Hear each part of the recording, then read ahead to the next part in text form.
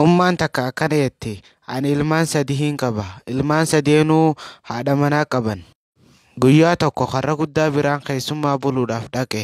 Subiidhaaf bishaan akka bishaan salaataa naaf fidduun jaartii isaa tana kadhadhe. Bishaan kana itti uduudheetiin itti salaatee jechuudha kaafee siree gubbaatti gannaquu eegale. Hoggaa isin ganama shaayii naaf fidduu kun haala nama guddaati jeetiin siree gubbattiin boolii godhe jehee siree agarsiise. Jaartii mucaa kiyya guddaa kun hoggaa waan kanatti himuu aartee danfitee loltee jechuudha. Firaasha kana akkaan amma dhiqee fi bal'isee fi afuuf na ajajde. Naan loluu eegaltee yoo kanan goone wayillaa naan jette. Anis badii tiyya tolchuudhaan eegale. Badii tiyya tolchee eegaaniin miicee fi bal'isee fi akkuma isin naan jettetti achii booda deemee gurbaa kiyya karraa kaan bira dhaqe. Bira dhaqeetiin akkumaan duraan godhe san godhe. Jaartiin isaatis akkasuma naan loltee jaarsa isiitti na himattee kaan innarraa ooftu jaartii tana dullattii tana jettee naan loluu eegalte. Ilmi kiyyallee waata kan dubbanne akkanuma callisee hafe. Ammas bakka san dhiiseetiin mucaa kiyya karra xiqqaa tokko bira dhaqe. Bira dhaqeetiin akka nama keessummaa buluutti isa bira dhaqe. Hoggaan achi dhaqees akkumaan dhalaalee tan bira godhees isii birattis akkasumaan godhe. Hoggaa jaartiin isaa ganama shaahii naaf fidduu booliin godhe jedhee ittiin hime. Isiinis akkana naan jette, humaa hin qabu yaa ummaatiyya.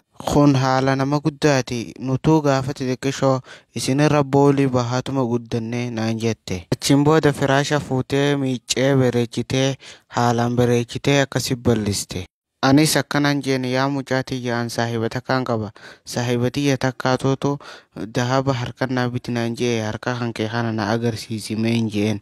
Achii booda qiyaasa harkasii irraa fudhadheetiin akkasitti hoggaan qiyaasa harkasii irraa fudhadhe karaa magaalaa deeme.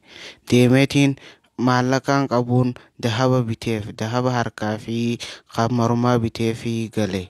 Eegaan bitee booda ijoollee tiyya hunda yaameetiin akkaan bishaan sireerra gannaqee akkasitti taphachaa jiruus itti himee dahaba dura fidee akkasin miiciyyoo saniif dahaba kannee fi haala saniin dahaba mormatti uffisee akkasitti jaartiin ijoollee tiyyaa tamtu garaa laafaa addaan baree addaan gale jetti ummaan tun. Achiin booda dhalaaleen sun jaartileen taan sun akkana garaan gubatamtee hafte. Akkasitti muciyyoo tana wajjiin jiraachuu eegaltee jaam. Seenaan tuyyoo isinitti tolte sheer godha. ما عندكم ينفد وما عند الله باق ولنجزين الذين صبروا أجرهم بأحسن ما كانوا يعملون من عمل صالحا من ذكر أو أنثى وهو مؤمن